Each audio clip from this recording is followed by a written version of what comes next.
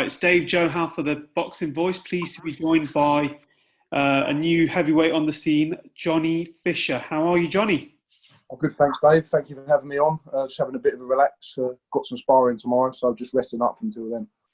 Yeah, good stuff. I mean, we'll get into your career at the moment, your history degree, signing with Yeah. SJAM.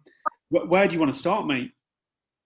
Wherever we could talk about how I got to sign with Sam in the end. I went to Vegas with him.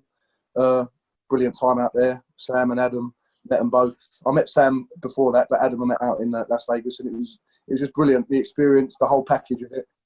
Training like a professional day in, day out. I really got the bug for it, and I think that was the turning point when I decided, yeah, this is the route I want to take after university. I knew I always wanted to get involved in boxing, but this is when I realised what path I wanted to go, and it was with Sam Jones. I mean, you were helping Joe Joyce train for the Dubois fight, weren't you? So you were out in Vegas, soaking in all the sun, getting all that, all the experience in. Joe Joyce has referred to you as a tank as well. What was it like, first of all, training with an athlete like Joe? Oh, it's brilliant. I sparred with him a few times before we went out there, but to actually train alongside him, live with him, see how relaxed he is as well.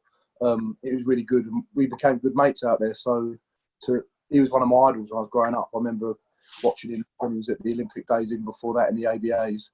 He's been a real role model for me. So for me to be able to spend a bit of time with him in camp, that was excellent. Was it an easy transition as well, going into the pro ranks, and first of all as well, choosing Sam Jones and SJAM as your stable? Well, yeah, for me, it's not been the hardest transition because I'd like to train day in, day out anyway. When I come back from university, I was always training every time I come back, and I've had programs where I'm training like a professional. So I think it will suit me a lot better, and the transition with Sam has been excellent because of the support he gives you.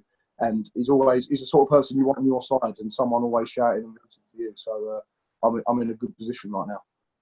And you've been trained, am I right in saying it's Mark Tibbs as well, backing you as well? A wealth of experience as well in your corner already. What kind of advice has he given you, and what are we expecting when you do make your pro debut? Yeah, being with Mark is brilliant. It's a dream come true. Not only because he's a world class trainer, but he's really close to where I live as well. So it's given me the chance to have a really good routine. But he's just given me, I'm picking up little things already. It's only been a couple of weeks we've been training together, but I'm picking up little things, my movement and things like that. And he's just, in general, helping me relax and deal with the occasions that come up, because there's going to be hard tests. It's going to be a long building process. But with Mark in my corner, I know I've got what it takes to get to the top, and I've got the tools in my arsenal to really give it a good go. Any news on your fight dates or anything yet at the moment? So end of this year, we're looking to get out. So definitely the end of this year, I'm looking to get out. We've got a good promoter. I'm excited to announce that. That'll be announced next week, hopefully. So I'm looking forward to it. Spot on. I went over to see a few boxers over at the new Peacock today as well. Saw someone you may know, John Hedges, also signed with SJAM as well. He's given us news of when his possible date will be. I don't want to spoil it for people that don't know, but it's looking like it's going to be very close. Is it something that is the date in line with that, do you think? Or I think mine will be a little bit later than John's. I'm looking towards the end of the year, November, December time. But I haven't seen John, but we spoke every now and then, and he's looking really sharp and looking really good as well. So I don't know what John's plans are. I haven't spoke to him in depth, but my plans are end of this year, November, December. And whatever happens, both of us, we've got good managers behind us, so they'll make sure we're getting the opportunities we deserve and getting them at the right time. Spot on. One of the fights I'm going to ask you about is your stableman, Joe Joyce, Daniel Dubois. It was originally going to be pending, I think, in March, and then they said July, and now talks are still on that it could be October. But I wouldn't be surprised if it's delayed again.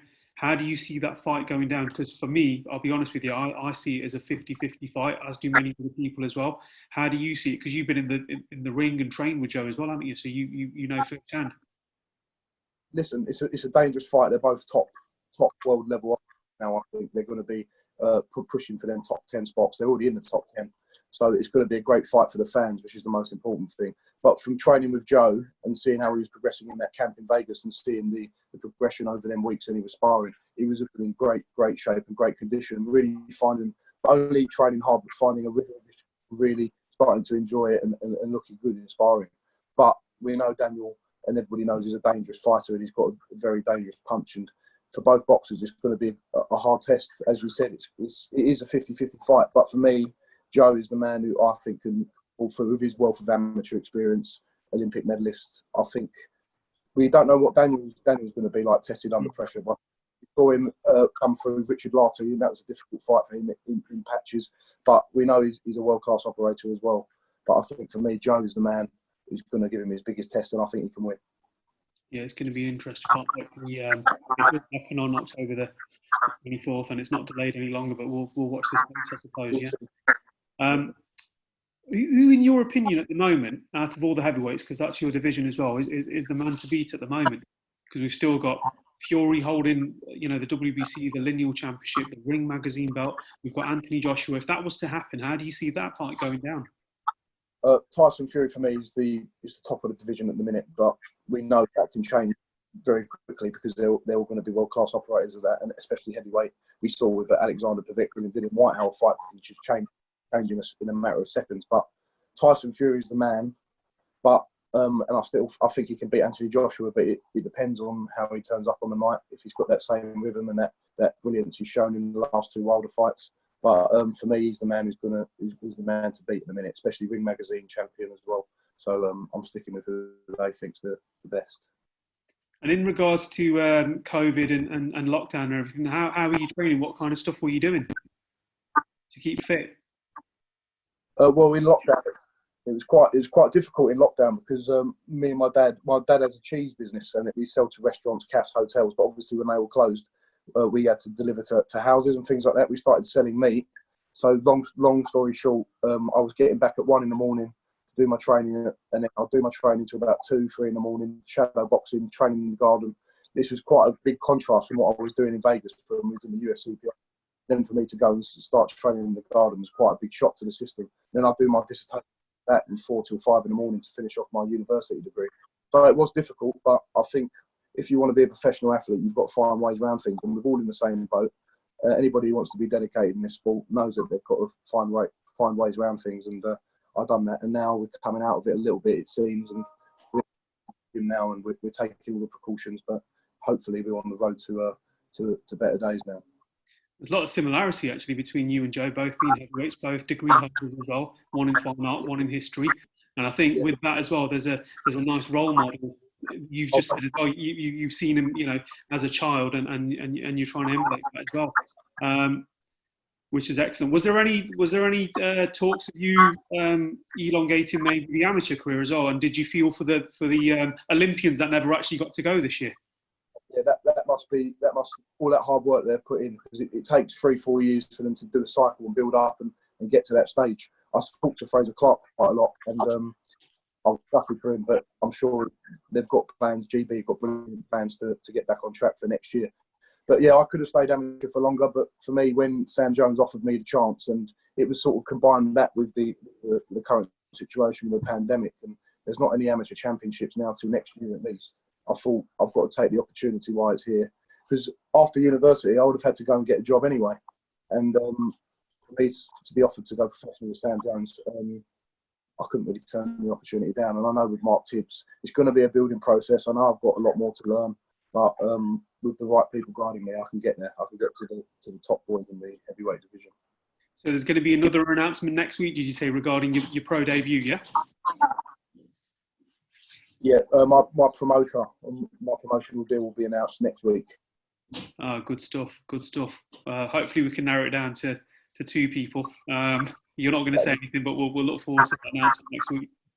I'm excited as well, so I'm keeping it quiet, but I'm excited to reveal next week. Good stuff. You've also got another heavyweight in the camp as well with Grydog. Have you had any sparring with him? Any training with him? Or? I did meet him a couple of times when we was out in Las Vegas, and we was going to arrange for some sparring later in the camp, but obviously because of coronavirus, it sort of delayed that. And but he seems like a nice guy. He's very talented as well. It's good to learn off people with that little bit, a lot with me and their experience and where they are in their career. So with role models like Joe, like Grydog being Hello, it's great for me to be mentioned among their names and hopefully get to where they are in the future. Brilliant. Johnny, just before we sign off, where can people follow you and your journey so far? Yeah, so you can follow me on Instagram, Johnny Fisher1, and you can follow me on Twitter, it's Johnny Fisher Box. And can I just give a shout out to my great sponsors, MKA Recruit, who supported me from when I was an amateur, right from the beginning. So big shout out to them, and thank you for having me on, Dave. No problem. Anytime, Johnny. All the best from the Boxing Voice, mate. Thanks very much. I'll see you soon. Enjoy the video. Feel free to hit the like, subscribe, and share. As always, if you want to support us to the next level, head over to the patreon.com/ThaBoxingVoice. We have tons of exclusive from Border Wars, Entitled, betting shows. The list goes on and on and on. But in addition to that, if you guys have questions for fighters, trainers, and promoters, this is where you can submit them. We will run out, get these questions answered, and put it back on the show just for you guys. Appreciate it. Peace.